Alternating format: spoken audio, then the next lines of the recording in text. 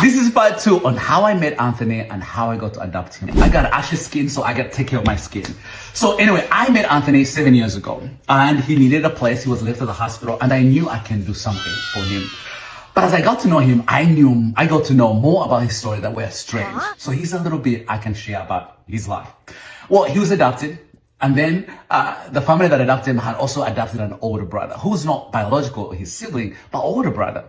So when Anthony was about 7 or 8, his older brother, the same way, they were taken to the back to the system, and the parents signed off for parental rights, like, hey, we don't want to be his parents anymore. So think about, you're 8 and 9, and all of a sudden you had a brother, and all of a sudden the brother is gone.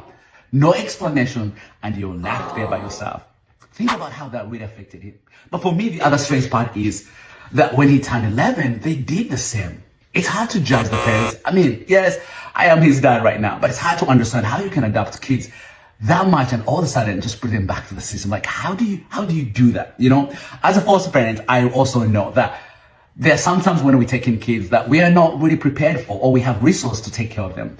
But to do it twice to 2 kids, it's mind-boggling. But think about the trauma it left to these kids. Think about 2 boys adopted by one family and 2 boys put back in the system.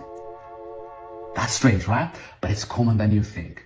It's common in the United States that parents do that.